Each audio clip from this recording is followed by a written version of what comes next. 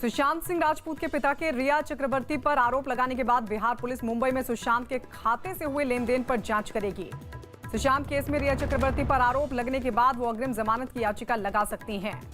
सुशांत राजपूत के पिता ने रिया चक्रवर्ती पर सुशांत को उनकी मेडिकल रिपोर्ट लीक करने की धमकी देने का आरोप लगाया। सुशांत केस में बिहार और महाराष्ट्र पुलिस की जांच पर बीजेपी सांसद सुब्रमण्यम स्वामी ने सवाल उठाते हुए सीबीआई जांच की मांग की। फ्रांस से लाए जा रहे 5 राफाल लड़ाकू विमान आज अबुधाबी से उड़ान भरकर दोपहर बाद अंबाला एयरबेस पहुंचेंगे। राफाल के भारत पहुंचने से पहले अंबाला में धारा 144 लगा दी गई और एयरबेस के 3 किलोमीटर के दायरे में ड्रोन उड़ाने की इजाजत नहीं दी गई।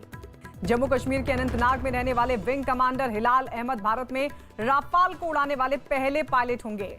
दिग्विजय सिंह ने एक बार फिर राफाल सौदे को लेकर पीएम मोदी पर निशाना साधा और राष्ट्रीय सुरक्षा से समझौते का आरोप लगाया। जम्मू कश्मीर के राजौरी में घुसपैठ की कोशिश में 2 पाकिस्तानी आतंकी मारे गए। खबर है कि जम्मू कश्मीर से आर्टिकल 370 हटने के बाद 1 साल पूरा होने के मौके पर आतंकी 5 अगस्त को मेंढर में बीएसएफ कैंप पर हमला कर सकते हैं।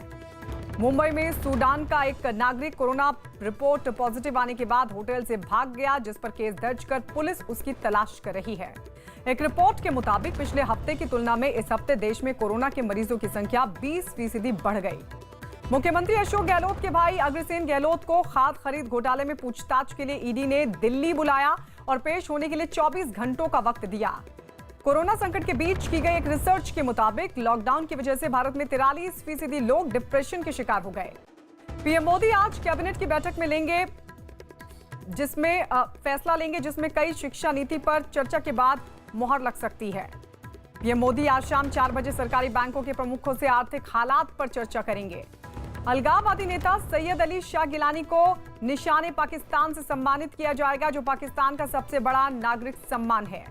खबर है कि भारत नेपाल सीमा के पास काला पानी में नेपाल की सेना ने अपना कैंप लगा दिया और लिपुलेख में सड़क बनाने का काम भी तेज कर दिया। पश्चिम बंगाल और महाराष्ट्र समेत 5 राज्यों ने कोरोना की वजह से रेलवे से नई स्पेशल ट्रेनें नहीं चलाने की गुजारिश की। असम के गुवाहाटी शहर में अब मैनहोल की सफाई रोबोट के जरिए होगी। एलओसी के पास मचेल सेक्टर में पाकिस्तान ने एक बार फिर सीज फायर तोड़ते हुए फायरिंग की। गुजरात के गोधरा में पुलिस ने 4 करोड़ रुपए से ज्यादा की पुरानी करेंसी के नोट पकड़े। हिजबुल मुजाहिदीन के कमांडर गाजी हैदर ने एक ऑडियो जारी कर पुलिस और बीजेपी कार्यकर्ताओं को गीदड़ भभकी दी।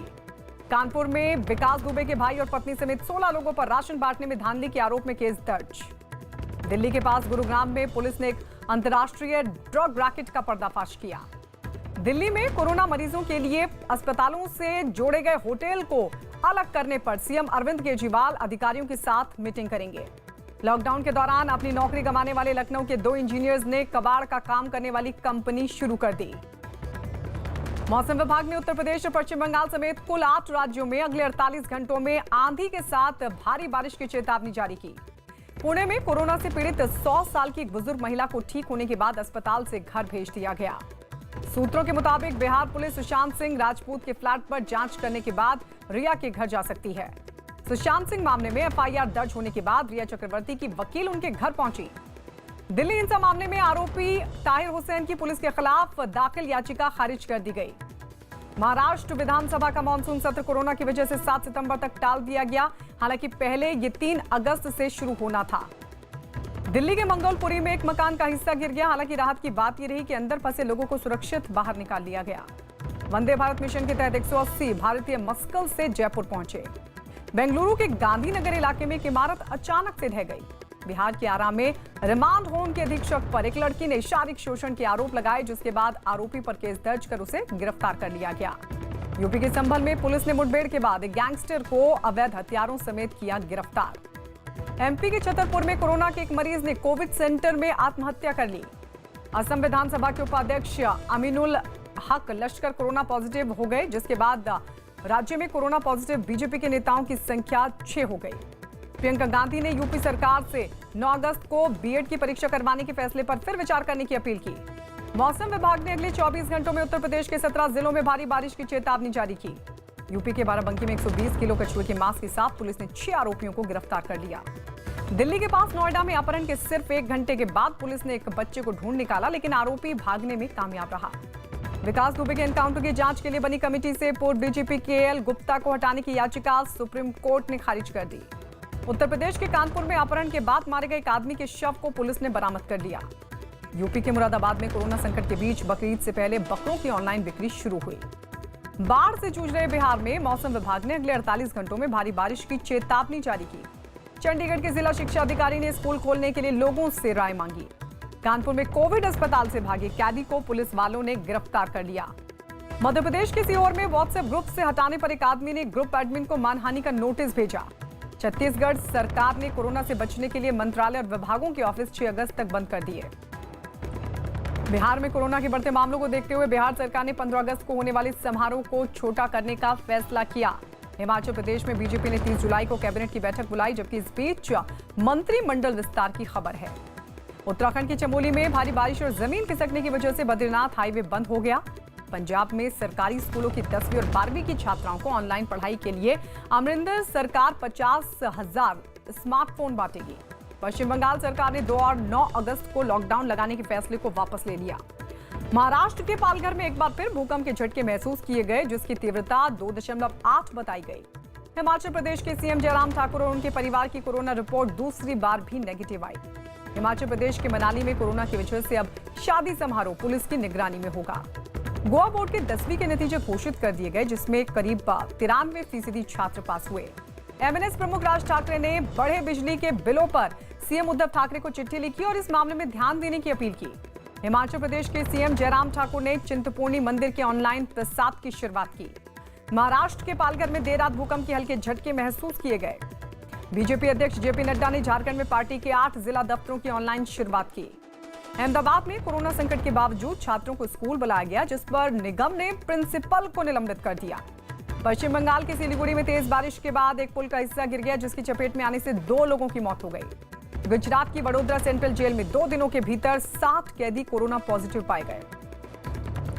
त्रिपुरा सरकार ने राज्य में 3 दिन के लॉकडाउन के दौरान घर घर जाकर सर्वे शुरू किया। केरल सोना केस में सीएम के पूर्व प्रमुख सचिव से एनआईए ने दूसरे दिन भी कोच्चि में की पूछताछ। केरल सोना तस्करी केस में आरोपी स्वप्ना सुरेश और संदीप नायर को कोच्चि की अदालत ने 5 दिनों की न्यायिक हिरासत में भेज दिया। जम्मू कश्मीर के पुंछ में 2 कोरोना मरीज मिलने के बाद इलाके को सील कर दिया गया।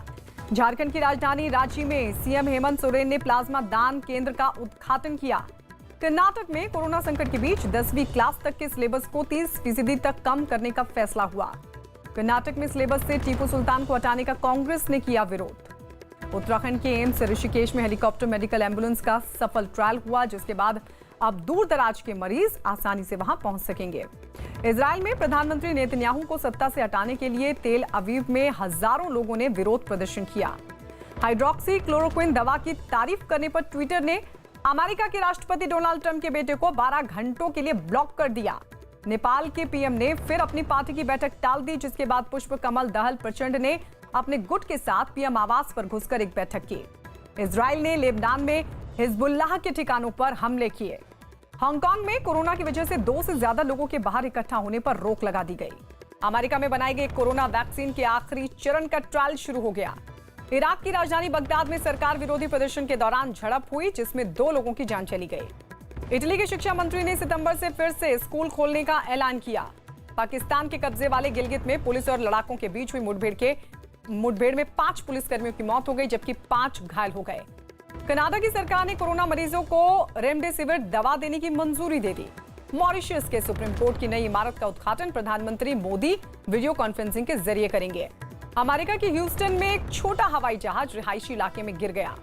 गूगल ने कोरोना संकट के बीच अपने कर्मचारियों को अगले साल 30 जून तक घर से काम करने की छूट दे दी।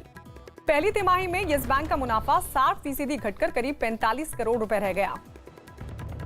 कोरोना की वजह से मैकडॉनल्ड का मुनाफा 68% कम हो गया। इंग्लैंड ने वेस्टइंडीज को तीसरे टेस्ट मैच में 269 रनों से मात दी और इसी के साथ उसने टेस्ट सीरीज 2-1 से जीत ली। इंग्लैंड के तेज गेंदबाज स्टुअर्ट ब्रॉड टेस्ट क्रिकेट में 500 विकेट लेने वाले दुनिया के 7वें गेंदबाज बन गए। अफगानिस्तान क्रिकेट बोर्ड ने खराब व्यवहार के आरोप में अपने सीईओ को बर्खास्त कर दिया। बीजेपी नेता मनोज तिवारी ने महाराष्ट्र में चल रही सुशांत सिंह राजपूत केस की जांच को दबाए जाने का आरोप लगाया। स्लम डॉग मिलेनियर और बैंडिट क्वीन में काम कर चुके एक्टर अनुपम श्याम ने इलाज के लिए फिल्म इंडस्ट्री के लोगों से आर्थिक मदद मांगी।